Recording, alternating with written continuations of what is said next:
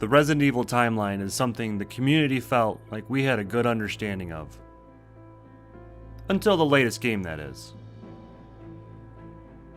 We went from having science gone wrong, to weird mold, young girls with powers, to warp people's minds, to a whole village of werewolves under control of a cult. When I saw the trailer for Village, the first thing I thought was, this is not what I want. I even went on to tell a friend of mine that exact thing. Werewolves, vampires, this is not my Resident Evil. I can be the first to admit that sometimes I have issues with change, especially when it comes to a franchise I consider my media comfort food. I've played the game a few times now, and I can happily say I'm excited about the direction the franchise is going in and the lore that it's presenting to us.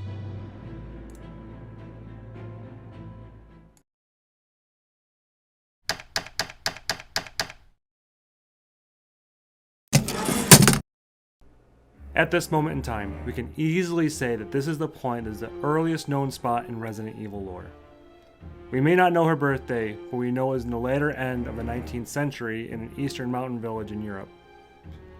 In 1909, we have the birth of her daughter, probably the most pivotal moment in Resident Evil history. I say this because unfortunately, in 1919, her daughter Eva dies of the Spanish flu. In Resident Evil content, there is talk of viruses that aren't real, but now there is one we can talk about. One that we actually know quite a bit about today. The Spanish flu is influenza, specifically influenza A virus subtype H1N1. Unless you've hidden under a rock or may not be old enough to really pay much attention, H1N1 should ring a bell. The Spanish flu. Something we have heard about in history books, but I can't even remember going over it in high school.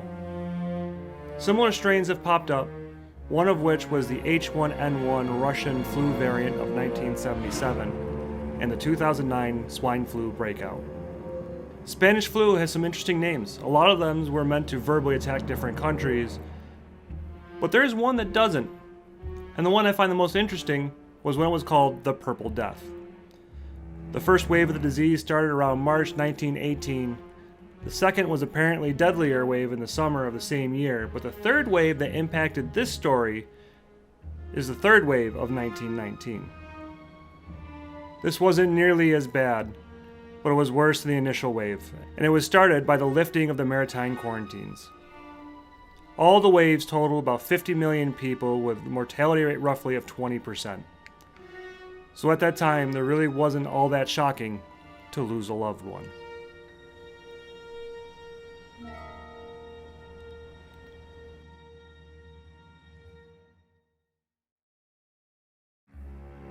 Miranda, stricken with grief over the death of her 10-year-old daughter, ends up in a cave where she plans on taking her own life when she managed to discover something. What she found was mold. Not just any colony, though. This was dubbed the mold, with a capital M. When she touched what she referred to as the fungal root, she was able to see the lives of all the people the colony had consumed. It was like a form of genetic memory that was able to be passed through physical contact. She later goes on to refer to this mold as the Black God.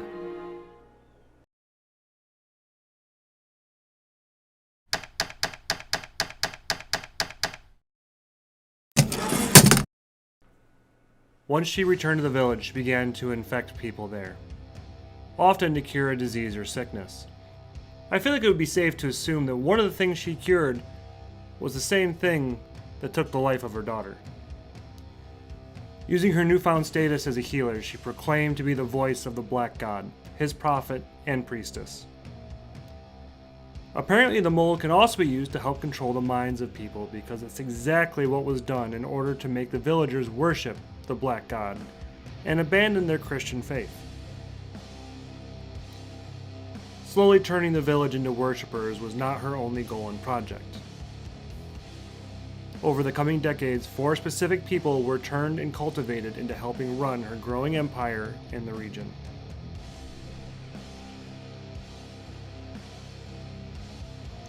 In order to progress in her desire to make a new host for her daughter using the mold, Miranda created the Caudo, a mold-infested nematode, and implanted them into several leaders in the area. First things first, I did not know going into this what the heck a nematode was. The first thing is that it's a roundworm, and these creatures have the ability to adapt to any ecosystem they are introduced with, which would mean they would be ideal subjects to experiment on. Currently, they think there is over 40,000 species, and some of these are parasitic in nature when it comes to humans. Surely they can deal with a lot of crazy changes if they're able to endure such climates. But a change into the Caudo surely is not possible, right?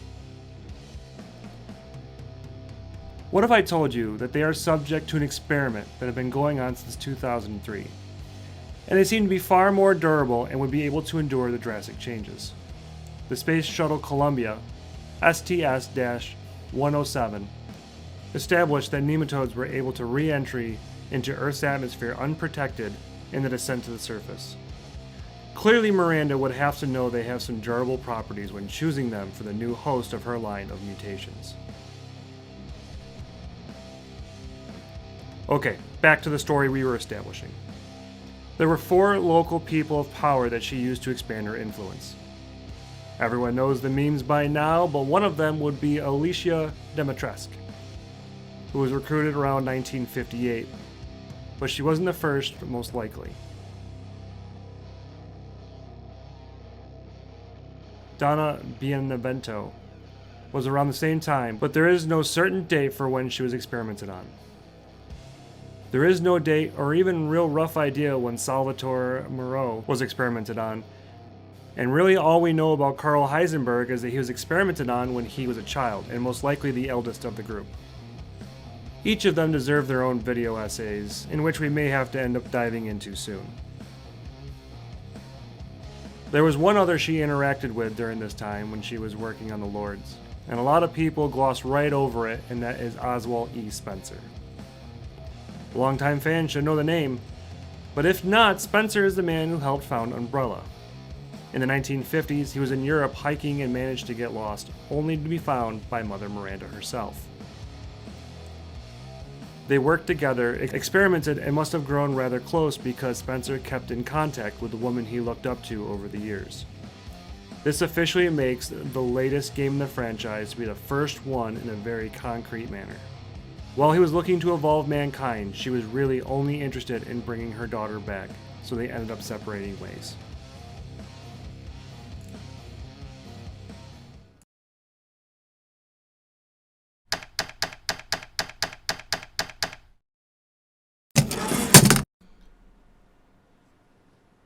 Yet another thing I don't feel like people are talking about happens about 50 years after she meets and influences Spencer, and that it ties her to a group known as the Connections.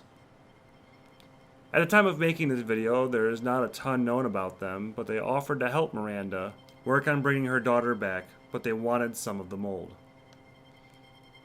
There are only a few names that are tied to this group besides Miranda. Brandon Bailey was a man who created it. He studied virology under James Marcus for Umbrella. Miranda is the only named researcher at the moment, but the group made a project that massively changed the course of the Resident Evil games. With the help of the HCF, they made a new fungus based off the mold. They would work on this until they were able to produce something they called the E-type, a bioweapon that led to E-001, or Evelyn, the main protagonist from Resident Evil 7 Biohazard. This brings in 2 other names that we know, and that is Alan Droney and Mia Winters.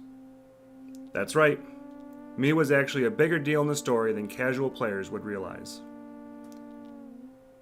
This means there was a chance that Mia actually knew of Mother Miranda, and there is evidence They even may have interacted since Miranda met with Evelyn on one noted occasion. There doesn't seem to be any evidence that Miranda knew anything about Lucas Baker, though.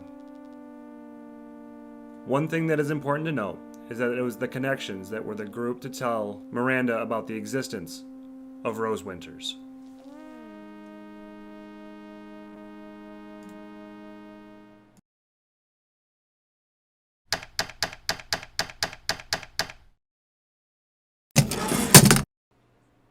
Finally, we are in the series of events covered by Resident Evil Village.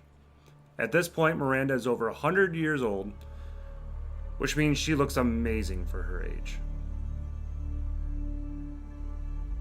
So 100-year-old Miranda has the abilities that we don't know about at the time. We are talking massive spoilers now. She disguised herself as Mia Winters, Ethan's wife, an ex-member of the Collections, and replaced her inside of the home. Ethan was unable to tell that his home had an interloper, but Chris Redfield and his unit have been working to find Miranda since the events of the previous game. We witness Chris's team gunning down what perceived to be Mia. Rose, the daughter, is taken, only to be lost later again. Mother Miranda survived and managed to capture Rose, who is what she wanted the whole time. What is not seen by the player is that the ritual had been performed on the infant, attacking the village in which she had made her cult, killing everyone, and divided Rose between the four lords to ensure the ceremony. We see Mother Miranda a few times in this section, and some of it went over some players' heads, including myself.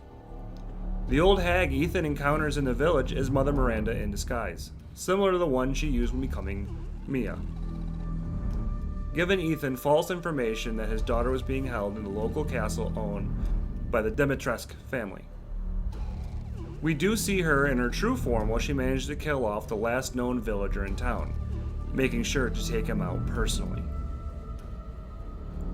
Knowing Ethan would go to the castle to attempt to get his daughter, Miranda waited for him using Heisenberg as a trap. Once captured, it was agreed that Carl would be the one allowed to execute Ethan. In this scene, we see the structure and relationship between the lords and Miranda.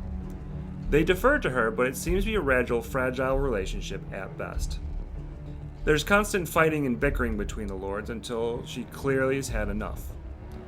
After this, we lose sight of Miranda unless you count one more scene of the hag, and it's not until towards the end when we get to see her again.